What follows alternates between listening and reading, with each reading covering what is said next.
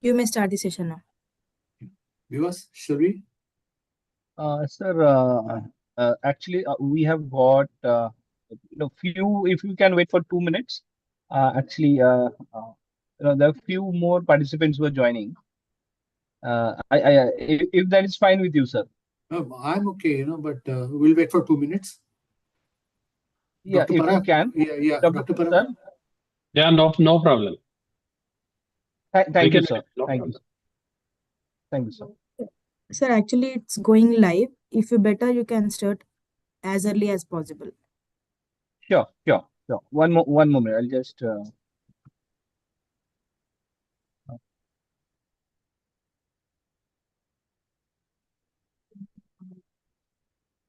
Right, sir. I think we can start, sir. Thank you. Okay. We can start, Rwali? Yes, doctor, you may start. Yeah. Hello, good afternoon, doctors. Welcome to this webinar on Carbetocin, sponsored by Hetero Healthcare. Doctor, as you know, Hetero is a company with 25 years of excellence, with 36 state-of-art manufacturing facilities, 300 plus products in our portfolio, presence in 126 plus countries. We are one of the largest closely held pharmaceutical company, and we are amongst the largest manufacturers of ARV, APIs, and FDFs in the world. And we have Asia's largest manufacturing facility at Visakhapatnam, Andhra Pradesh. I think I'll put it this way. Hetero Healthcare is a 360-degree solution provider striving to fulfill unmet healthcare needs, reaching to customers across India with wide range of products encompassing multiple specialties and pioneering in quality and innovation. We have had the distinction of bringing 4 biosimilar products to market within 5 years of initiation. During COVID-19 pandemic, Hetero Healthcare, the pioneer in antivirals, offered oseltamivir, favipiravir, and remdesivir, for which we received Award of Pharma Excellence in August 2020 for COVID drugs. Today's session on Carbetocin, we have got Dr. Parag Biniwale with us. Welcome, sir. Welcome, Dr. Parag. Dr. Parag Biniwale is a Senior Consultant Obstetrics and Gynecology, Pune. He's PG teacher and Unit Head, Kamla Nehru Hospital. Chairman, Indian College of Obstetrics and Gynec. President, Menopause Society, Pune, 2018 to 22. President, Pune Obstetric Gynec Society, 22-23. President, ISO PARB Pune Chapter, 24-26. National Website Editor of Foxy, 2011 to 17. PR Reviewer of Journal of Obstetrics and Gynecology of India, 2011 to 17. Chairman, Young Talent Promotion Committee, Foxy, 2008 to 10. Sir has edited 3 books and co-edited 3 books and been as his co-editor of 3 books. Published 18 articles in journals, delivered oration and guest lectures in over 160 Foxy societies. And Dr. Parag is the recipient of Best Paper Prize in AICOG and AOMS. With this brief introduction, I welcome Dr. Parag Biniwale. Over to you, sir. Yeah, thank you, Dr. Prasad, for the kind words, and good evening to all. At the outset, let me thank Hetero Healthcare for this webinar.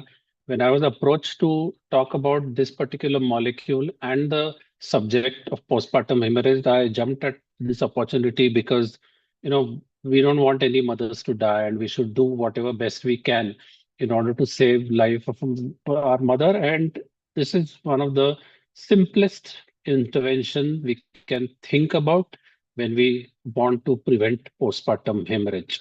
So today I'll be talking about overview of postpartum hemorrhage. May I have the next slide, please? Right. So postpartum hemorrhage is an event which none of us obstetricians want. Technically, whenever there is a blood loss of 500 milligrams of ml or more after a vaginal birth or 1000 ml or more in a case of C-section, we label this situation as postpartum hemorrhage. And it is common.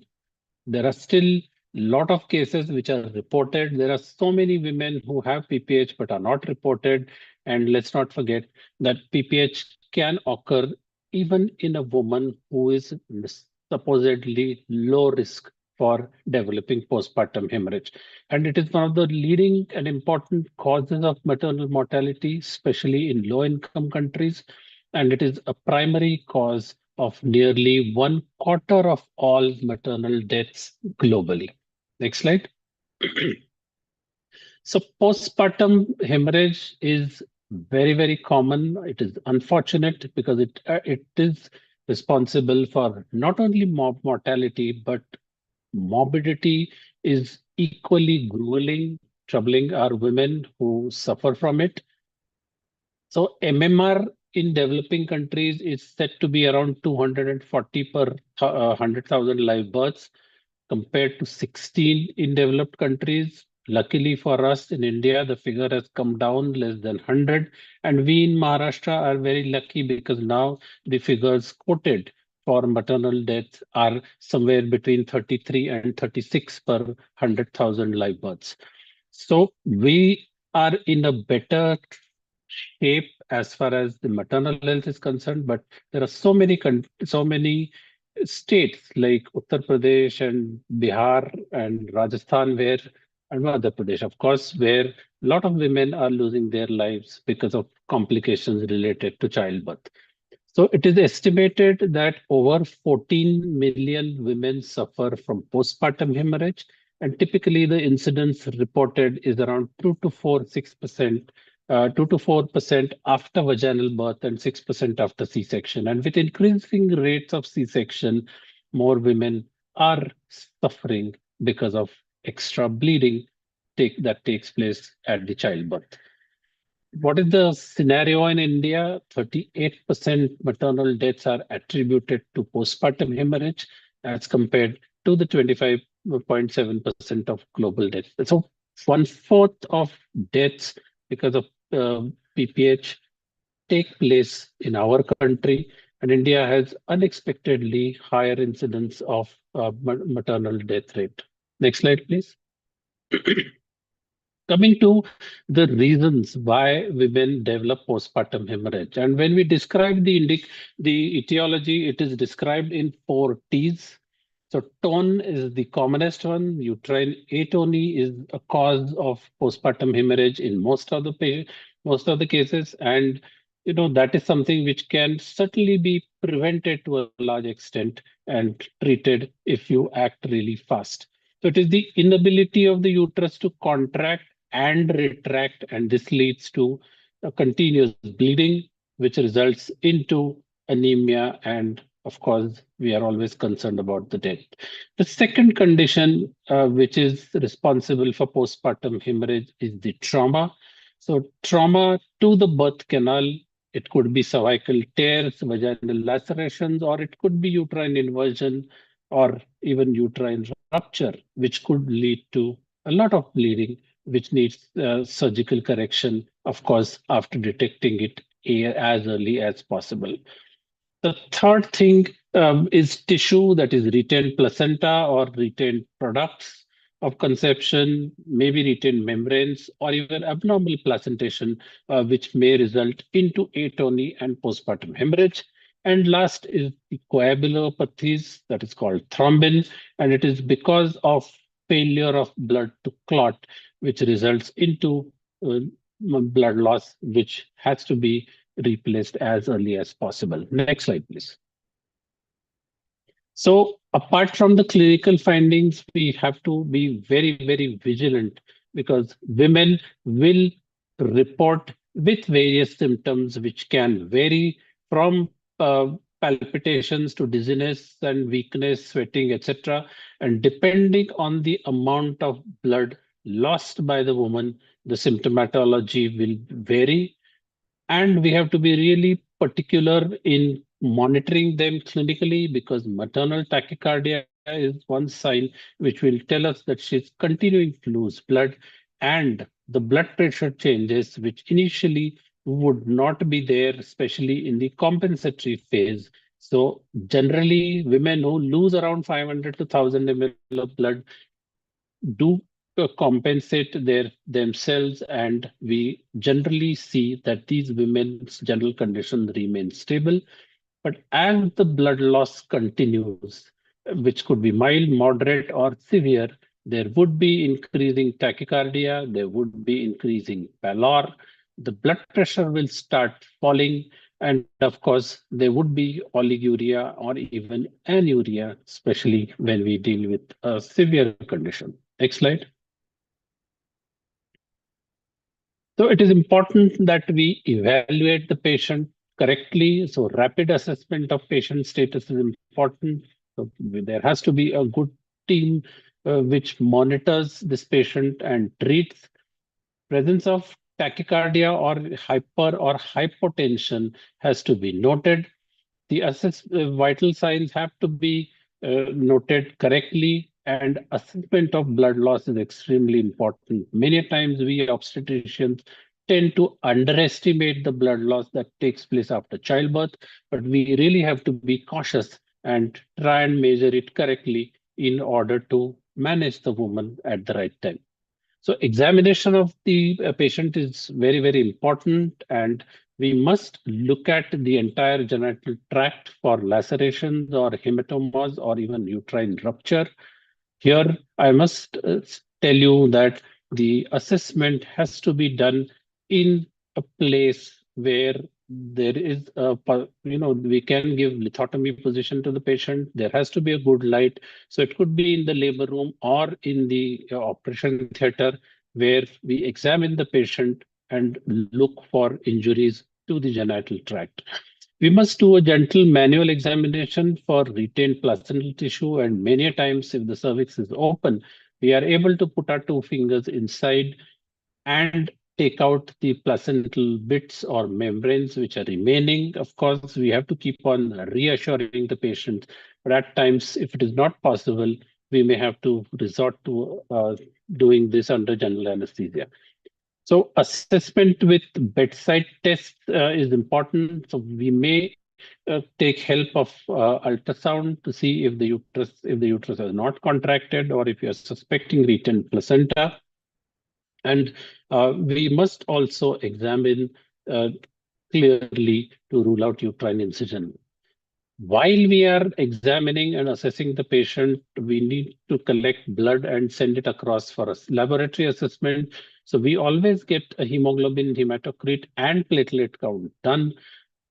Coagulation studies are important, so is fibrinogen levels. So all these tests have to be asked for immediately as soon as you realize that the patient is bleeding. Next slide. Right. So this is the approach to management of postpartum hemorrhage. So whenever we do a per-abdominal examination and we feel that the uterus is very soft, boggy, or relaxed, we know that we are dealing with a woman who has atonic uterus. And you may not be able to feel the hard cricket ball-like uterus, wherein sometimes the uterine size may be enlarged even above the umbilicus, typically when there's a lot of collection of blood and blood clots inside the uterine cavity. So we would certainly ask for a full blood count, a coagulation profile, and of course, ultrasound may give us some clue whether there is intraperitoneal bleeding.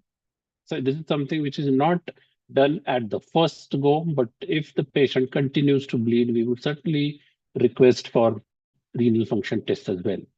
So what is important is to offer the right uterotonic agent, which could be oxytocin, prostaglandins, argot alkaloids, and then we may have to resort to something like balloon tamponade or even surgical management if the medical management fails.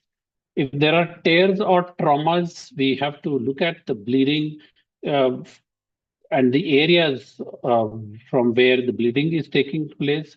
So here it could be uterine rupture, it could be extensions of uterine angles or tears during C-section. So whenever you are performing a C-section, before you close the abdomen, it is prudent that you have a look at the C-section incision correctly.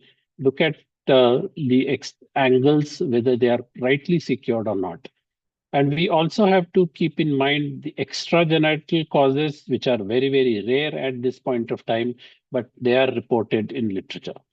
So whenever we think of a trauma, like I mentioned earlier, especially for genital tract trauma, the patient has to be under anesthesia or sedation, shifted to the OT under proper light after a thorough examination, we need to identify the cause and treat it. Of course, pelvic arterial embolization is an option in some centers, not available in all. The third situation is retained tissues. So when you are examining the patient, you may find that the uterus is atonic, the cervix is usually open. You are able to put your two fingers inside easily. At times, we may even uh, put our entire hand inside. Of course, this is something not commonly done, but we should examine these women under anesthesia in order to ensure that whatever is remaining inside the uterine cavity, may it be placenta, may it be retained products of conception or membranes, should be removed gently. And of course, here role of uteronics is important because we don't want the uterus to become flabby again. So uterotonic use judiciously is extremely important. And of course, women who continue to bleed, we start suspecting coagulopathy. And here we would investigate them thoroughly.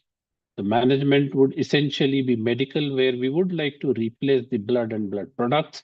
So here you have to keep packed RBCs along with platelets and plasma, cryoprecipitate ready, and administer it judiciously in order to take care of the coagulation failure. And surgical treatment is meant only for trauma or atonic hemorrhage, which doesn't respond to the medical line of management. Next slide, please. Right. So, what is the need of one more drug for prevention of postpartum hemorrhage? So, we know that we've been using oxytocin and ergot alkaloid for a very, very long time. They need to be refrigerated to make sure that their potency remains and the degradation is avoided. But heat stable formulations of oxytocin is currently not available. So if we get a product or if we get a molecule which is stable at room temperature, it does not need cold chain maintenance, which in fact is difficult, especially in the peripheral areas. It is available in a vial which is easily administered, and if has a shelf life of 24 months, even at 30 degrees and 75% humidity. And if we get such a molecule which is going to be effective for prevention of postpartum hemorrhage, why not think about it? And that product, of course, is carbetocin. Next slide. So we know that uterotonics are very, very important in active management of third stage of labor and prevention of postpartum hemorrhage. And of course, it is also important in management of postpartum hemorrhage. The ones which are available currently include oxytocin, carbetocin, ergometrin, misoprostol, and of course PGF2 alpha. Centometrin is something which is available in countries like UK, not available in our country, so we will certainly not talk about it. So typically, whenever we are using a uterotonic, traditionally we can give it at the crowning of baby's head or anterior shoulder, or at the end of second stage of labor, or following delivery of the placenta. So this entirely depends on the obstetrician's experience and expertise and the preference of the uterotonic as far as the timing of administration is concerned. Next slide.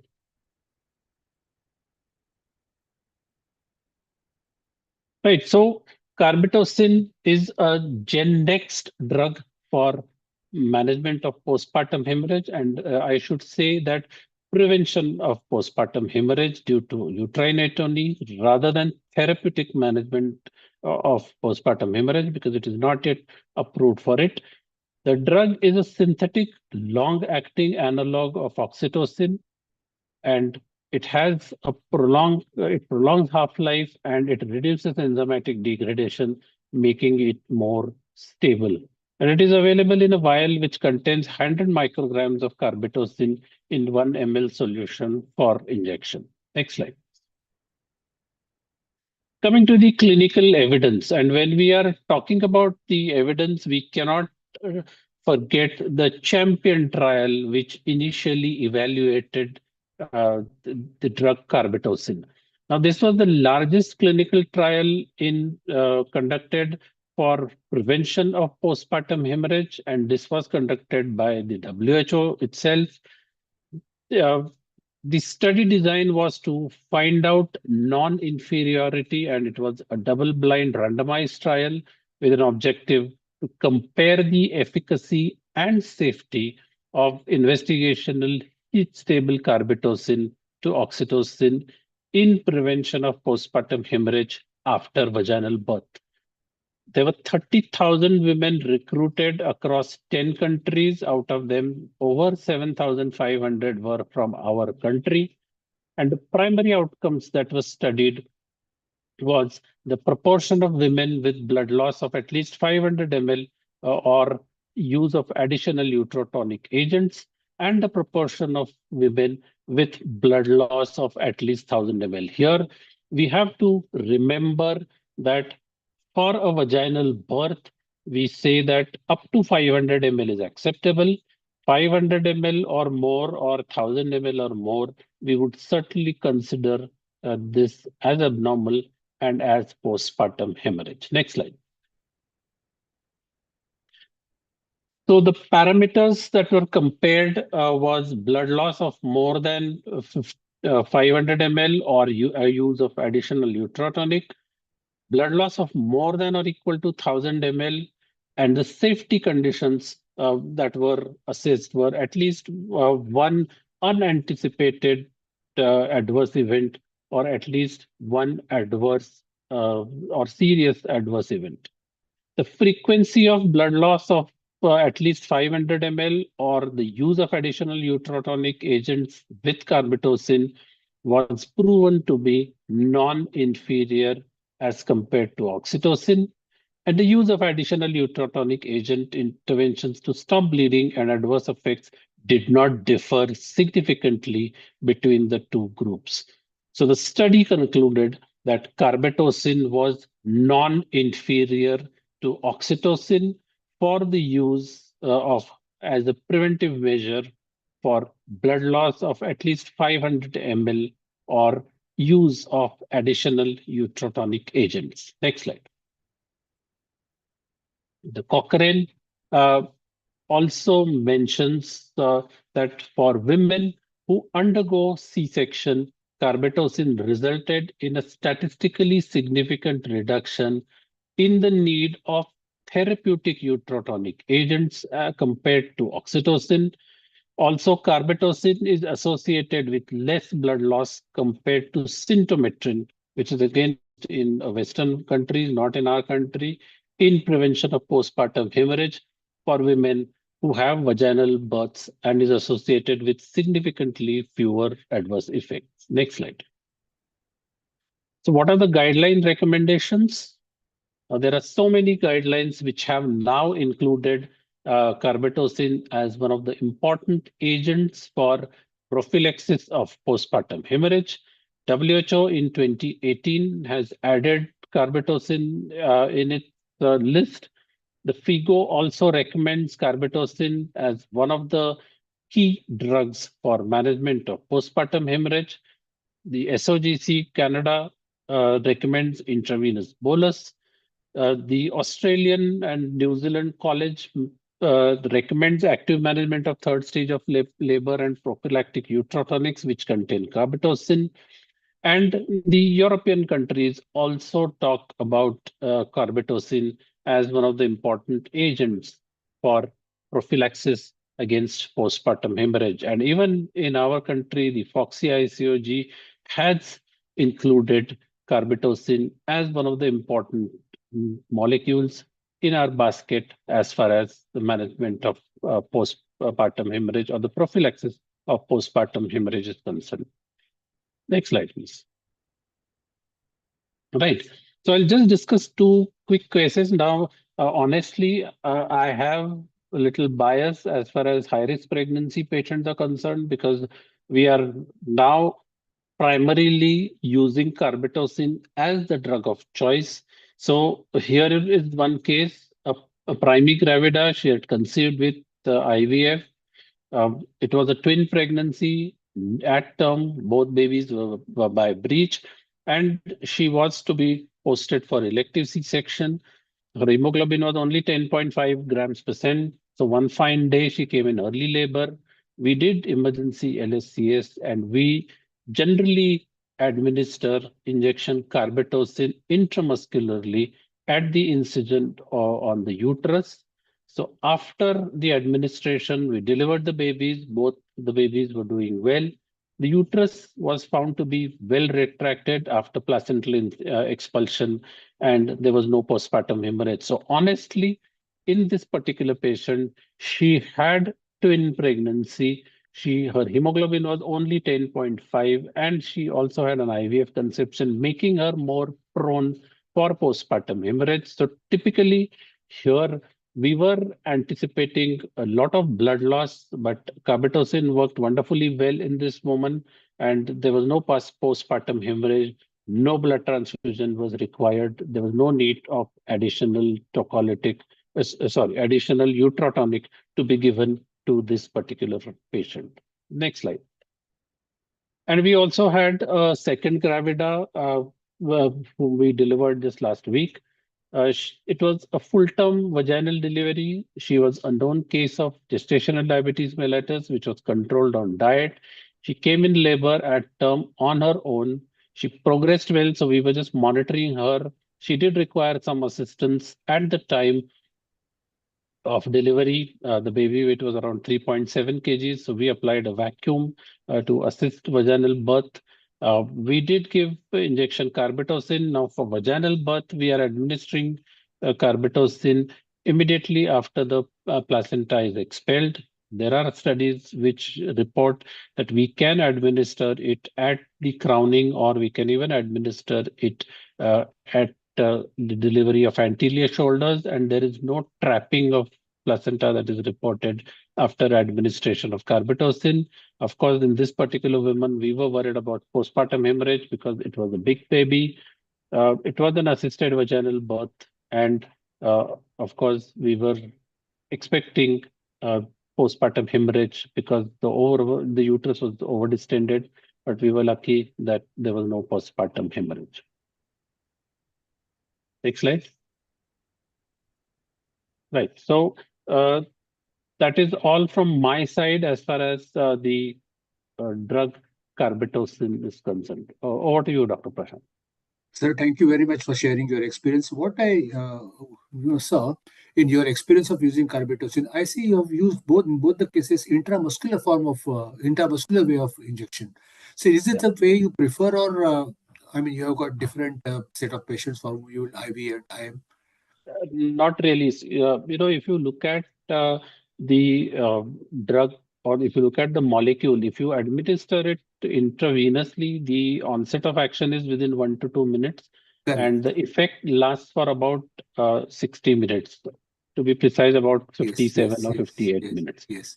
Wherein, if you administer the drug intramuscularly, the onset of action is the same 1 to 2 minutes, but the utrotonic effect lasts for almost 119 minutes. That is nearly Absolutely 2 correct. hours. Absolutely correct. So Correct. I'm basically sold to the idea because, see, we are administrating carbetocin in women in whom we are uh, contemplating that they are the candidates who develop postpartum hemorrhage. So if the uterus retracts very well for 2 hours, that is the time, or what is now we are calling it as the fourth stage of labor. If the uterus retracts, then she's likely to lose less amount of blood in those 2 hours. So I always prefer, intramuscular carbetocin, and we typically give it like I mentioned in the case for a C-section, we are giving it at the time when we take uterine incision in order to reduce the blood loss. Correct. It's very interesting. Honestly, we are using it in all high-risk patients. So all C-sections, we are preferring carbetocin. And even for vaginal birth, especially if we have a patient who has hypertension or who has gestational diabetes with a big baby, we prefer, or if we are contemplating a VBAC, vaginal birth after C-section, we are preferring Okay. Carbetocin in these women. This question, which patient profile where doctors can anticipate PPH. I mean, I can say only one thing: expect the unexpected. Any patient Yes, can get absolutely. PPH at any time. Absolutely. So honestly, each and every woman who comes in labor or who undergoes the C-section, we have to be alert as far as postpartum Correct. women is concerned. You And can't allow the woman to bleed. That is the principle we all and must follow. and you'll agree with me, sir. In our science, PPH is one condition where reading is better than seeing a patient. True. So we have to, do our best. So Correct. honestly, for all C-sections, we are administering 1 gram of tranexamic acid uh, Absolutely. about half an hour before the procedure in order to reduce the blood loss. So, if you have measures to reduce blood loss, why not use them? Yeah. Why And life is at allow stake the woman finally. to lose blood? Absolutely. Yeah. Absolutely. And sir, in those cases of IVF cases, that there were, I mean, you have used carbetocin. Uh, because of twin pregnancies, the risk of PPH would also be high, I suppose, Yes, because of yes, over-distended definitely. Because uterus. your uterus is over distended. So Yes, yes, yes. traditionally, women who have big babies, who have over distended uteri, who have hydramnios, etc., so or even GDM. So these are the Oh, women where, because of over distension, theoretically they are at risk for PPH because the correct, uterus would correct, take much longer to correct. contract and Right. retract after the baby is expelled. So Is there your risk, sir? my preference is this. Is the risk higher in diabetic patients? Yes, because typically they have big babies. There is Yeah. associated uh, polyhydramnios. So And typically there is overdistension of uterus, and women do have a possibility of a lot of bleeding. when would you prefer, I mean, carbetocin over oxytocin? You have already answered this question. I don't want Yes, to waste yes. your time. Yeah. So, see, for low risk patients, yes, of course, I'm not denying that oxytocin, because see, all of us have used oxytocin for umpteen So number of textbook years. pads, yes, yes. Yes, yes. So it is still the number one recommended drug by everybody, including WHO, for prevention and treatment of postpartum hemorrhage. Now, carbetocin currently has the role for prevention of postpartum hemorrhage. If you're treating a woman who has postpartum hemorrhage, then or in about 8 to 10% women where carbetocin doesn't respond, Correct, correct. where we have to use additional uterotonic. So here comes the role of other uterotonics. So we would typically use a drip of oxytocin which runs for a long time, or we would then use methyl argometrin or even a PGF2 alpha, With or different mode of action. yes, or in low resource setting, we can of course think of using 3 or 4 tablets of misoprostol. Can we use carbetocin in cases of retained placenta? Of Now, course, removal retained of placenta, placenta, yes. we are always worried about trapping of the placental tissue. So here, I have not used carbetocin in any of the patient, but here I would prefer oxytocin drip to be running through, because you cannot predict how much time you will take Correct. to remove the or Placenta. placenta manually. And then these are the women who are likely to develop postpartum hemorrhage. So rather than prevention, we would have oxytocin drip running to Correct. ensure that we use some uterotonic continuously. And of course, after the placenta is out, we would reassess the patient, and then if she continues to bleed, then it doesn't become prophylaxis anymore. It becomes Yeah, treatment. yeah, So treatment. other Correct. uterotonics have to be Correct. resorted to. Correct. Can we use carbetocin in RH negative mothers? Your Absolutely. No, no, experience. no reason not to use it. We were a little skeptical about using a drug like methyl argometrin, but carbetocin is absolutely safe, and we can very Same. safely use it. Yeah, RH negative mothers, PPH would be further problematized. I mean, because getting Yes. RH negative blood could be, especially in Yeah. settings outside here. So Can a doctor use carbetocin for prevention of PPH if oxytocin is used for labor induction? we do use it. We do use it. There's no harm in using it, because sometimes a theoretical discussion or theoretical point is, if the oxytocin drip is running, both the drugs are going to use act at the same oxytocin Correct. receptors. Receptors. Yeah. But if the drip is going on, still you can use carbetocin, and it works well. Works. I mean, you have already said this IV route. Yes. Essentially, I'm all IM user. I'm not yes. using IV at Yeah, all. finally, duration would matter largely. Yes. If the patient is not responding adequately with carbetocin, you would use other anti-uterotonics or in your line of preference. Right. So line of preference, my first would be methyl argometrin to be administered intramuscularly. But if the patient has cardiac issue or if the patient has severe Hypertension. hypertension, I would resort to alpha TGF2 alpha, and op- then would misoprostol, and of course oxytocin drip is something which can be continued for a long Yes. time.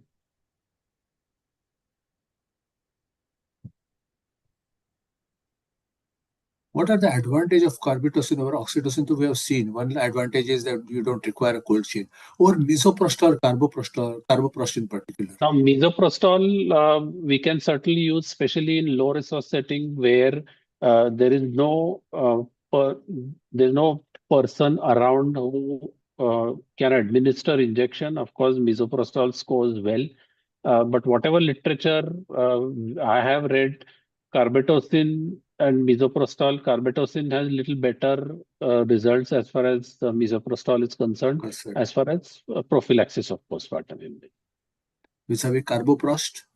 So carboprost is something which we will certainly not use for uh, as a Prophylaxis. prophylaxis because we keep it reserved for treatment.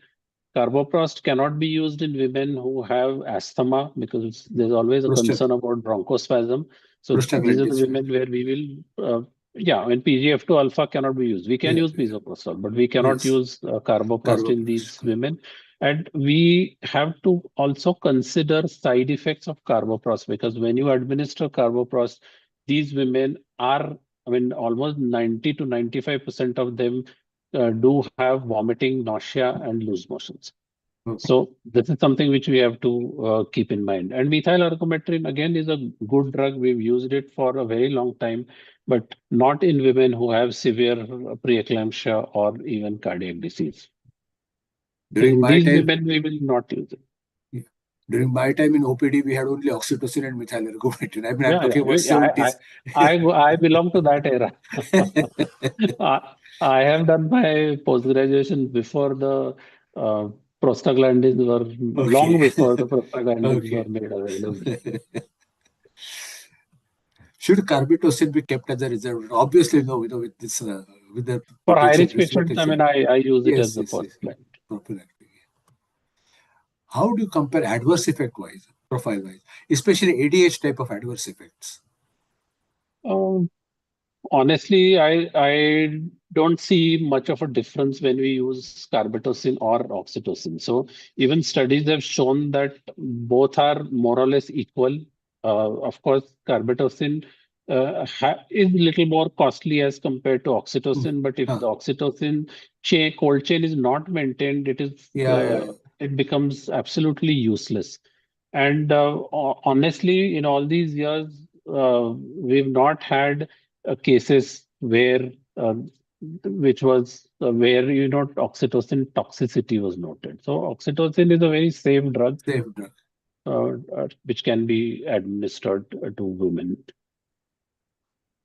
And finally, sir, your take-home message for the audience on Right. carbetocin. So for high risk patients or in general, if you're bold, then probably for all patients, carbetocin would work wonderfully well as a prophylaxis. It is safe, it is effective, it is tolerable. We've not had any instances where there was some side effect of carbetocin. It could be administered really well without any hassles. As I mentioned earlier, in about 8 to 10% patients, we may have to add additional uterotonic, and then depending on the clinical situation, we would resort to other uterotonics in order to ensure that the blood loss is less. But all said and done, do whatever best you can and avoid postpartum hemorrhage. That would be the take-home message from me. Right, sir. In fact, wonderful knowing your experience and use of Carbetocin. I'm sure audience must have benefited out of it. And it was lovely to see that, intramuscular, the duration of effect is so important that, intramuscular route is preferred.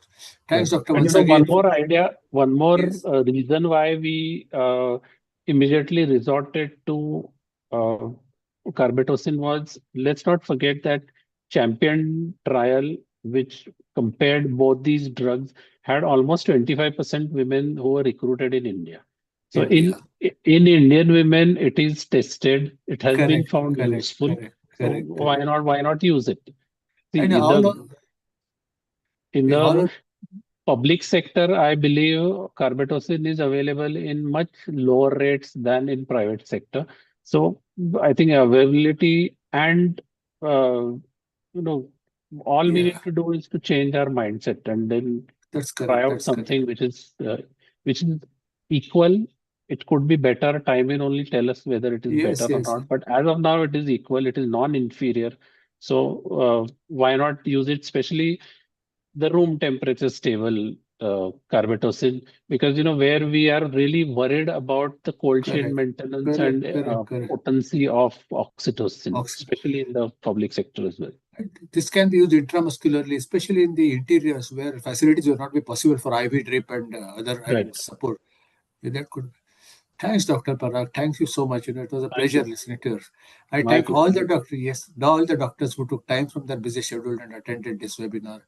Thank you, marketing team Hitro, for conceptualizing, field people for organizing, and IT team of Hitro for your IT support. Thank you, all of you, and we sign off. Wish you a very pleasant evening, sir. Thanks once again. Thank you. Thank you. My pleasure. Bye. Thanks, Ravali. Thanks, Bivas. Thanks, doctor. Thank you, sir. Thank you. Acha Radha. Yes. Happy New Year. I think